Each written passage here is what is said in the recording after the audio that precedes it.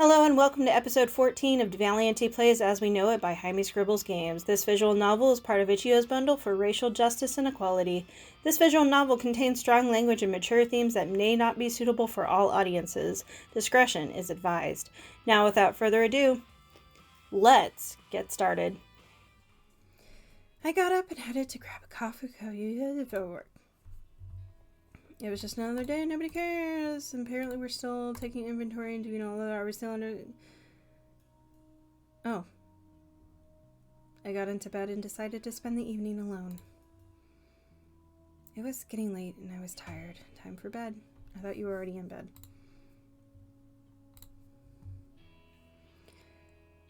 I woke up and rolled out of bed feeling a little more tired than usual.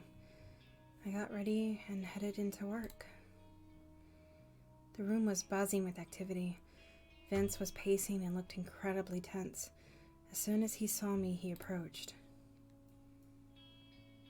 Diva, have you seen Eva? No one has seen her today. He looked like a worried father, and I frowned. I shook my head, a bit worried. It wasn't like her to be late for work. Let me know if you hear anything, as soon as you hear it. I nodded. I will. He turned away and started to get back to work. He paused for a moment and turned back to me. I waited for what he had to say. Something else. Diva, I'm afraid Micah was discovered as a possible Sandman ally. He's in our holding cells. I blinked. No, that wasn't right. I wasn't sure I heard him correctly, but he continued speaking. I know you were close, so once we have a chance, I'll need to question you about him. That's not true. You can't possibly think Micah... He has the brand on his arm. I swallowed. I knew that. It was a bit damning, but still. I opened my mouth to argue, but Vince waved me off. There is work to be done right now. I have to find Eva. Get to your duties. I bit my lip and walked away, but I had no intention of working. As soon as Vince was no longer watching me, I slipped into the room with the holding cells. He sat on a thin metal bench with his head leaned against the wall and his eyes closed. My throat felt swollen, but I managed to squeak out his name. Micah? He opened his eyes and gave me a sad smile. It would seem that my secret has been discovered. But you're not the cause of all of this. They have to know that you're not the Sandman anymore. I was never with the Sandman. But right now everyone is a prisoner to their own fear. Maybe I can get you out of here. I'll eventually see the mayor, and he'll decide my fate. Then I'll tell him to let you go. The mayor isn't known for his mercy. We'll see about that. I stepped closer to his cell. Micah. Diva, you shouldn't visit with me anymore. If I'm exiled, I don't want suspicion to be turned towards you. I shook my head. My chest felt heavy, and I had to focus on breathing to keep from crying. There was no way I was going to let Micah sit in here or be exiled. Before I could open my mouth to speak, the room started to shake, and there was a sudden explosion of sound and movement in the security office. Micah stood. What is happening? I don't know. Let me see. I peeked out to the security room and caught Vince barking out orders. There was a lot of confusion, but I managed to catch a few important words. The doors had been blown open. We were under attack. I stepped back to tell Micah what I had heard. They're saying the doors are open. Someone used explosives. They blew open the entrance doors. The Sandmen must have a good number of people on the inside then. I could only nod, but my mind was racing. This could be my chance to break him out of here. Vince would notice me missing, especially at a time like this. I have to leave Micah. Like, I feel like he is safer in that cell than he would be outside. I better get back out there and help. I'll be back, though, okay? Micah nodded and urged me to go. They probably need all the extra help they could get. I left Micah behind. If anything, he would be safer where he was. I returned to work and was immediately sent to the community center. They needed help guarding the area. Things were chaotic here, and people were coming and going constantly. I tried to stop and take a breath, but the doors were once again shoved open. This time it was the mayor and my mother walking through. I rushed to their side, concerned about my mom, but she was fine. The mayor, however, was not. When we managed to get him to one of the makeshift cots and lay him down. Where is the doctor? He needs... You didn't know? They have him in the holding cells. Well, get him out of there. Dr. Everett is the only one who might be able to save him. Right. I nodded and rushed back to the halls.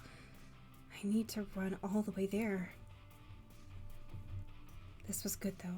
If Micah saved the mayor, they would have to pardon him. What else would prove his innocence more than that? The security center was deserted. I pillaged desks until I found a pair of keys. I walked into the holding cell area, feeling triumphant, but that all died when I saw that Micah was not alone. Oh, hi? Oh, is this ex-boyfriend? They were standing there, staring each other down. I don't even think they noticed me. Come on, Micah, say it, and I'll let you out. You're delusional. You're the one who's delusional. You'd rather sit in this tiny box than be free. What's going on? I tensed, not sure what to expect.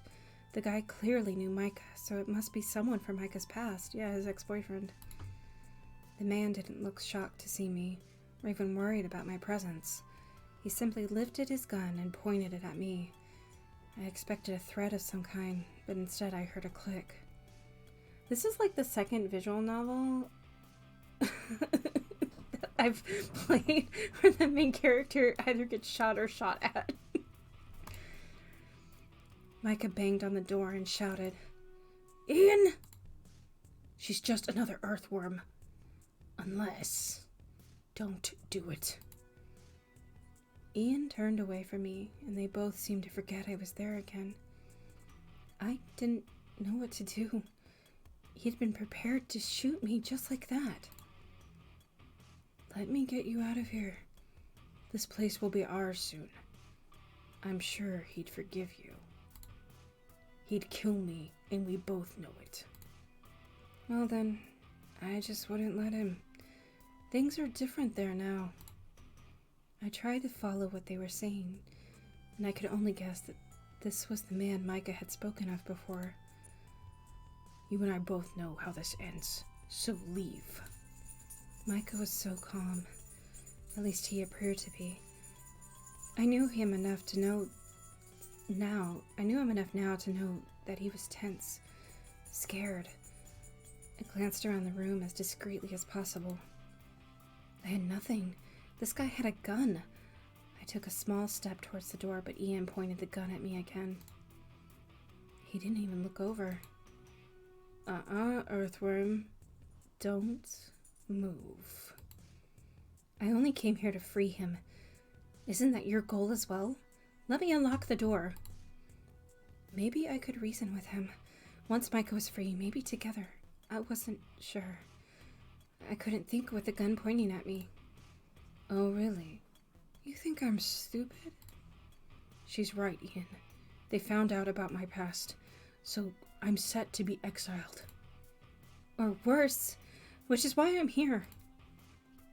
I paid her good money to help me get me out. I stumbled a bit, but tried not to show it. Micah must not want this guy to know about us. So let me unlock the door. He scoffed and glanced over at Micah.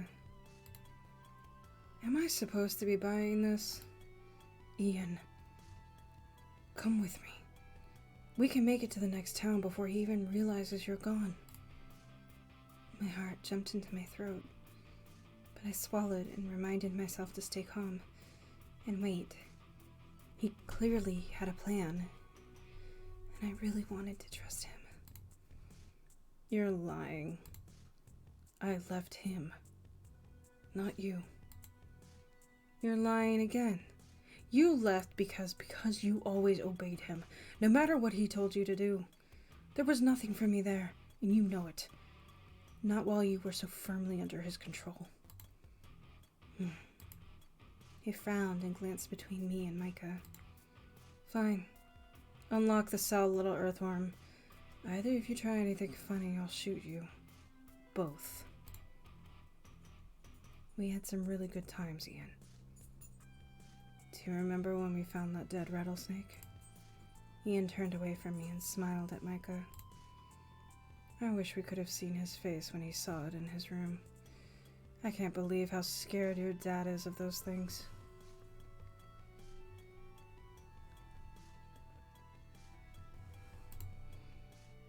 I approached the door with the keys in hand. Before I was able to try one, Ian grabbed them from me. He immediately opened Michael's cell door and pulled Micah into a rough embrace. I looked down at the floor and bit my lip hard. What was happening? Come on. Things aren't so bad back home. Not anymore. You'll see. Micah and Ian walked out. I waited a moment before following.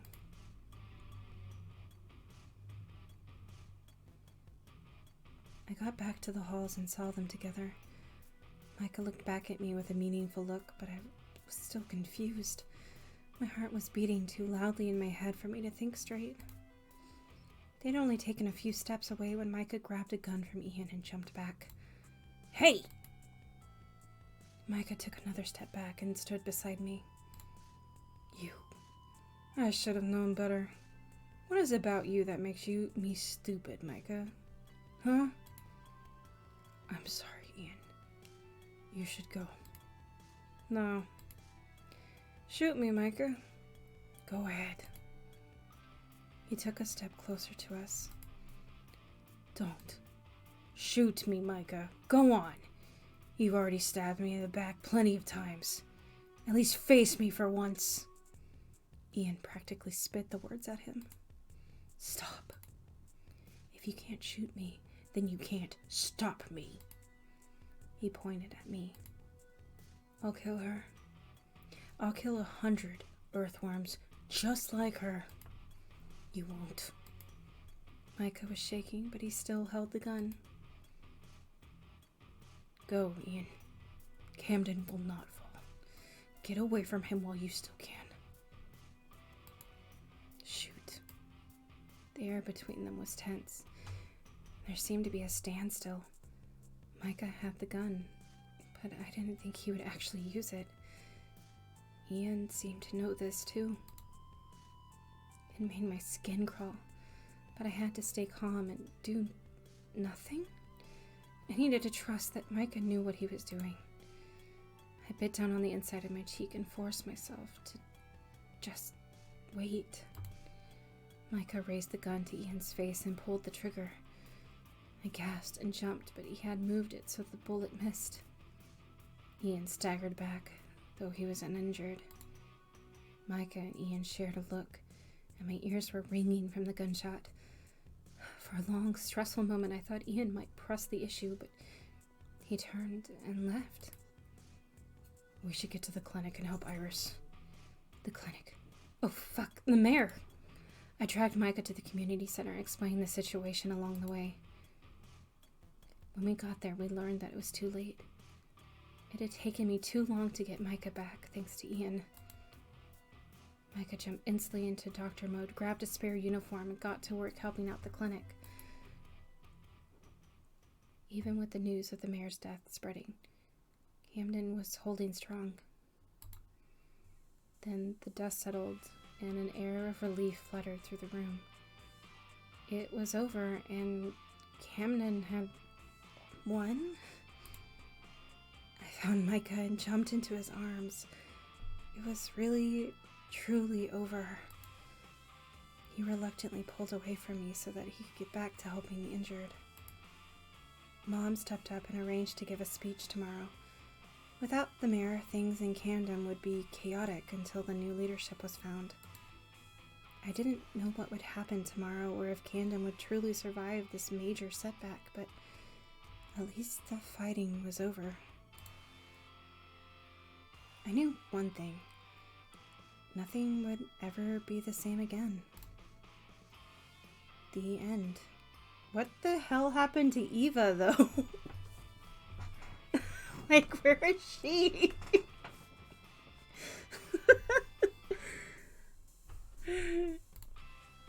You unlocked another new start ending. Okay. Thanks for playing.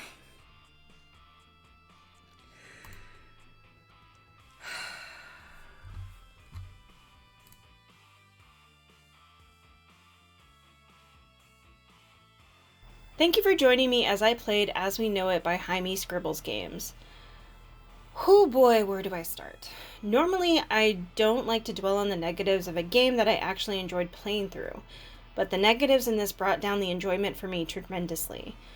I'll start with what I did like. The art, the character designs, the outfits, the backgrounds. I loved it all. I especially loved the diversity in the character designs. I had some thoughts about the femme presenting security officer uniforms, but I won't get into that now. However, there were a couple of things that I really couldn't let go of, and one of those was the tedious, repetitive storyline. We survived in this bunker for 11 weeks and had to click through every single day. That's all fine and dandy when there's actually something going on. But on the majority of days, there was nothing. Nada. Zilch. The story had as much meat on it as a vegan chicken wing. Okay, well, that last part isn't entirely fair. But what story there was wedged in between huge blocks of nothing. It was a chore to get to the actually interesting stuff.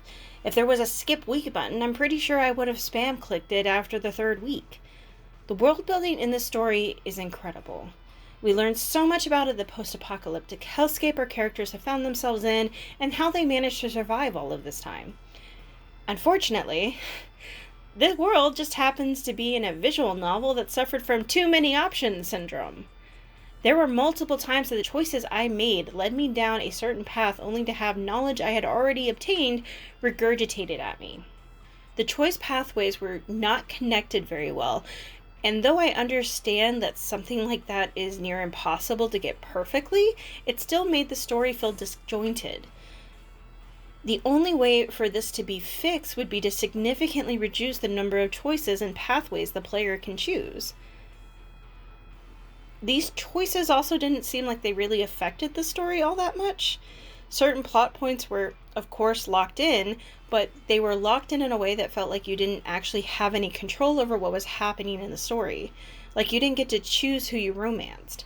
The story just chose for you. Not that I didn't like Micah, but I still wasn't entirely happy that he was chosen for me so very early on in the game. And can we talk about the heart ratings? How in all that is desolate did I only have 2 hearts with this dude after I did the do under curfew? Explain that to me. Explain to me how I spent 2 months with this man and only had 2 hearts, but my mom can not only get into the mayor's pants, but also into his house. Also, can we talk about how Eva just up and disappeared? Like, where did she go? Why was that mystery just left hanging open as if she wasn't one of the 4 romance options? Is this all a ploy to get me to replay the game, trying to get other options and play through all of the mind-numbingly empty days to get back to the ending to find out what the hell happened to Eva? I'm fine. I'm fine. I'm fine. Despite all of that and not getting to see Trevor and Brian's wedding, I still really enjoyed it as a whole. But I can only give this visual novel 3 stars because I do not see myself replaying it unless the devs do a Dragon Ball Z Kai on it. Thank you everyone for watching deValiante Plays As We Know It by Jaime Scribbles Games. If you enjoyed what you saw, please let me know what you like down in the comments below. Please refrain from any hate toward me or the game developers. This review is just my opinion, and the devs worked really hard to make this game happen, and they deserve our support. Because anyone just trying to survive in an apocalyptic bunker deserves all the support. That's all for now, folks, and I'll see you next time.